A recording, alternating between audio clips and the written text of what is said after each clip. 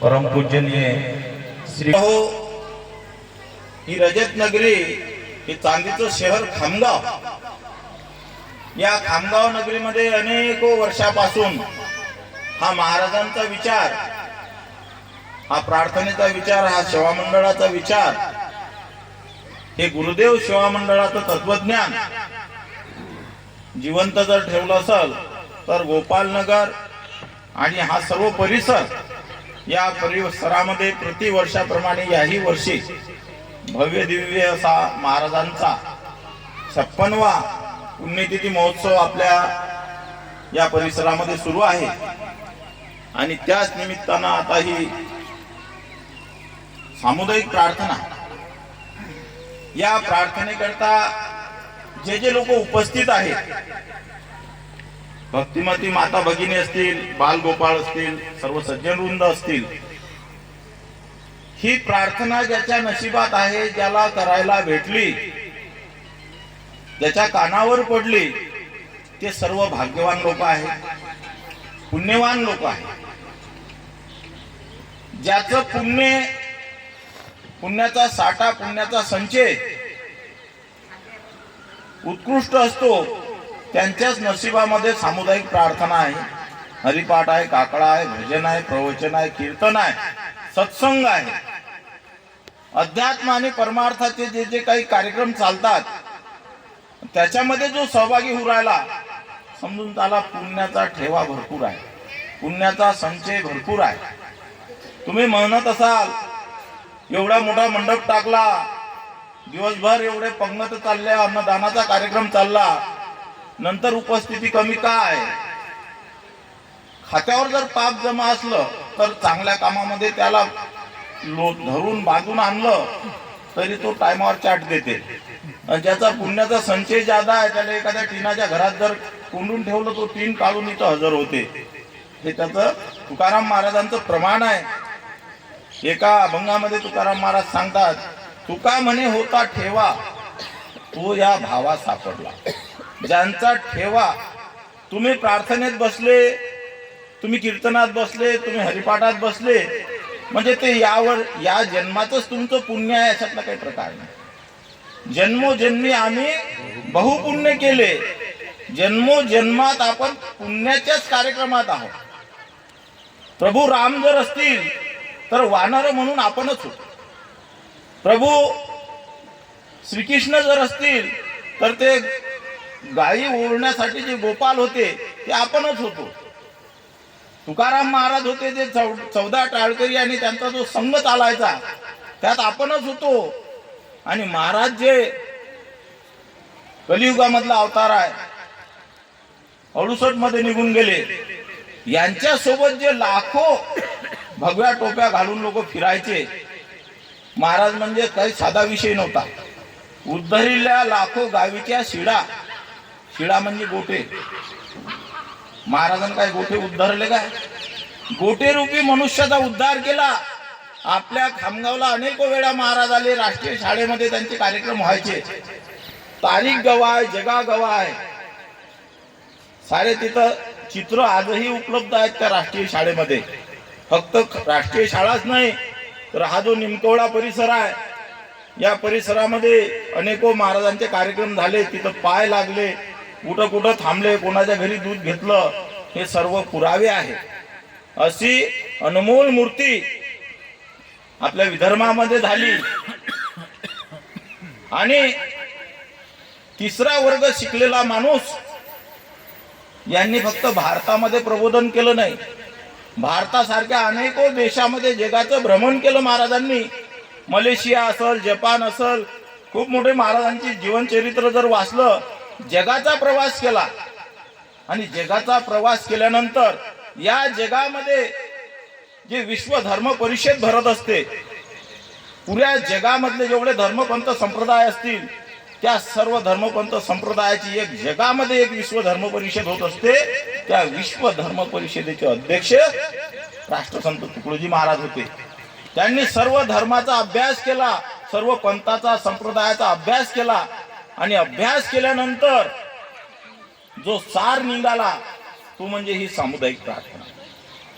ही सामुदायिक प्रार्थना म्हणजे साधा विषय नाही आहे। जगातले सर्व विचारवंत एक दिवस एका ठिकाणी बसले, एका सतरंजीवर बसले आणि विचार केला, प्रार्थना सुरू आहे, हरिपाठ सुरू आहे, सत्संग सुरू आहे, भजन चालू आहे, कीर्तन चालू आहे, सप्ते चालू आहे, पण लोक सुधरू नाही राहिले।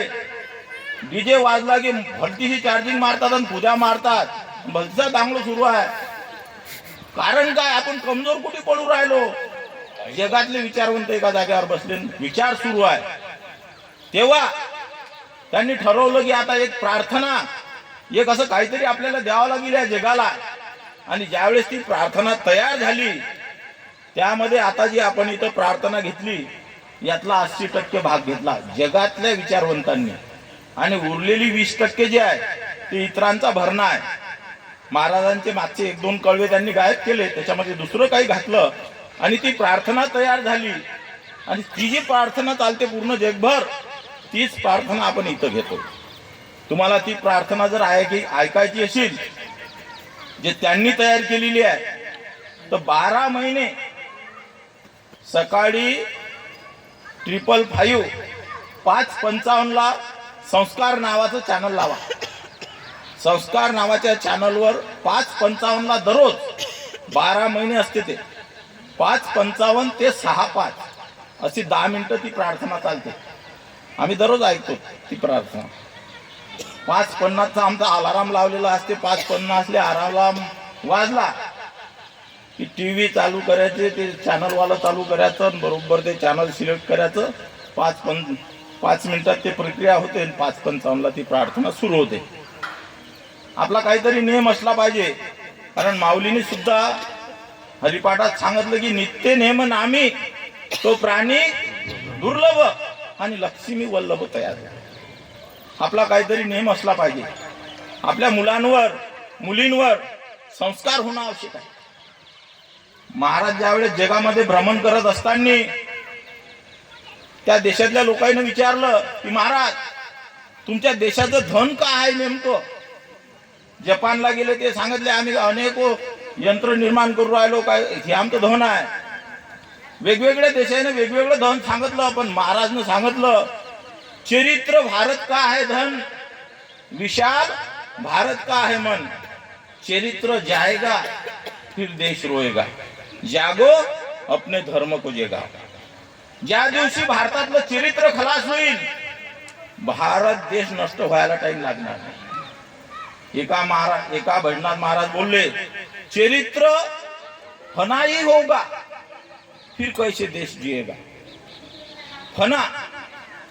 फना नावाचा चित्रपट आला होता मध्ये। फना म्हणजे नष्ट होणे, नाहीस होणे, नाश पावणे। ज्या दिवशी चरित्र या भारतातून निघून जाईल, या जगाच्या पाठीवर फक्त एक असा देश आहे, त्याचं नाव आहे भारत, हिंदुस्तान, इंडिया। या भारतामध्ये इकून 25 लोक जातात, तिकून 25 लोक येतात, 50 लोक एका ठिकाणी बसतात आणि ठरवतात की हा मुलगा हे मुलगी यांचं लग्न। बाकीच्या देशामध्ये हा कार्यक्रम राहिला नाही।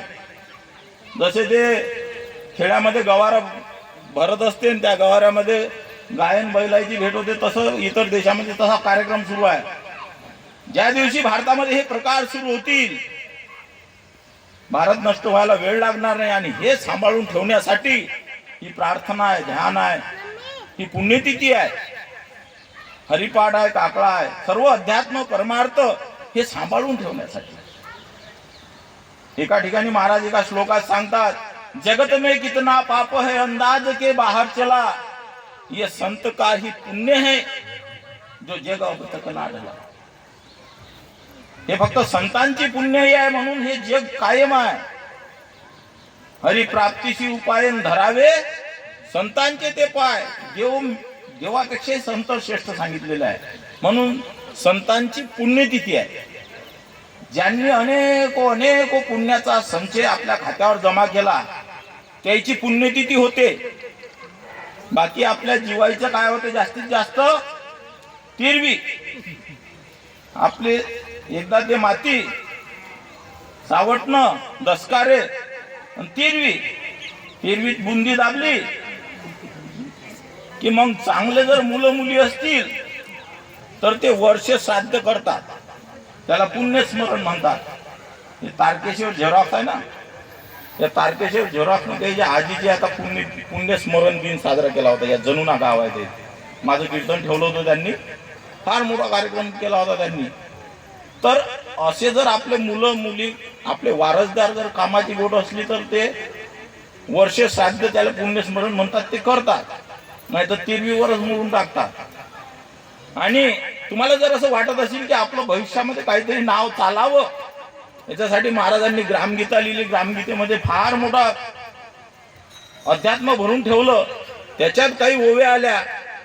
आजचे सान सान बालक, हे जे प्रार्थनेत आले ना, बसले ना, आमच्या बंधून मस्तपैकी नामधून म्हटली, आजचे सान सान बालक उद्याचे तरुण कार्यकर्ते होतील, गावाचे, समाजाचे, देशाचे, आई वडिलांचे पांग फेडतील उत्तम उत्तम गुणांनी.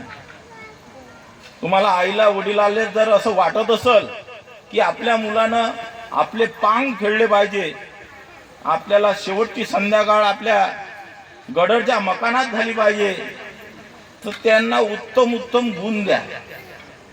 उत्तम उत्तम गुणानं पांग फेडल्या जातात, अवगुणानं कधी पांग फेडल्या नाही जात. आणि उत्तम उत्तम गुण शिकण्याची कार्यशाळा म्हणजे सामुदायिक प्रार्थना, सामुदायिक ध्यान, भजन, कीर्तन, प्रवचन, अध्यात्म, परमार्थ, सत्संग, ह्या सर्व त्या शाळा आहेत, त्या सर्व त्या ट्युशन आहेत, हे सर्व ते क्लासेस आहेत. हे बाकीची रेस तर चालूच आहे, भावना चालूच आहे. त्याच्यामध्ये मुलाला सुशिक्षित करा, चांगली गोष्ट आहे, परंतु तो सुसंस्कारित सुद्धा असला पाहिजे. कीर्तनामध्ये मांडत असतो ह्या गोष्टी. फार मोठं गडबड झालेली आहे. मुलं शिकले, परंतु ते एक मागं फार मोठी एक कविता आली होती, घर असावे घरासारखे नसाव्या नुसत्या भिंती. आणि त्याचा शेवट असा होता की ते पाखरू उडून जावं, परंतु त्याची त्या उमोट्यावर असावी प्रीती. प्रगती करा, देश विदेश भ्रमण करा, पण तुमची प्रीती त्या दरवाज्यावर असली पाहिजे. आपल्याला जन्म देणाऱ्या आई वडिलांवर प्रेम असलं पाहिजे. आणि हे प्रेम, ही संस्कृती, हा संस्कार फक्त अध्यात्म आणि परमार्थामध्ये आहे. प्रताप दादानं मला सांगितलं होतं की जास्त लांबणीत पडू नका. विचारा आला मला, तुम्ही जास्त लांबणीत काही पडत नाही, योग चांगला आहे म्हणून बोललो. असू द्या, आपल्या मुलांना मुलींना प्रार्थनेमध्ये पाठवा, हरिपाठात पाठवा. दर एकादशीला इथं चोपडेबुवाच्या मळ्यामध्ये श्रीधर आश्रम जो आहे तो, त्या आश्रमामध्ये दर एकादशीला प्रार्थना असते. वत्पाळ भाऊच्या माध्यमातून आता दर रविवारी सुद्धा काही ठिकाणी प्रार्थनेचं नियोजन सुरू आहे. प्रयत्न आहे दर रविवारी प्रार्थना होऊच राहिली. फक्त जे ठिकाण ठरवलेलं आहे त्या ठिकाणावर होऊनही राहिली, पण बाकीच्या त्या ठिकाणावर होऊच राहिली. आजचा सुद्धा रविवारच आहे. आमचे प्रताप भाऊ असतील, रामगोपालजी तायडे असतील, ही सर्वच मंडळी, क्षीरसागर भाऊ, हे आपापल्या परीनं खालीचा वाटा, महाराजांचा विचार समाजापर्यंत पोहोचवण्याचा प्रयत्न करतात. हे सर्व महान व्यक्ती आहे. जे जे लोक या कार्यासाठी झटतात, त्यांचे हात जे वेगवेगळ्या प्रकारे वेळ जे जे याच्यात खर्च करत असतील, ते सर्व अवतारी लोक आहेत, अवतारी पुरुष आहेत. हे कार्य असंच पुढे चालत राहू, एवढं बोलतो आणि माझे प्रार्थनेवर लांबलेले 2 शब्द येतेच अटकते घेतो. जय गुरु.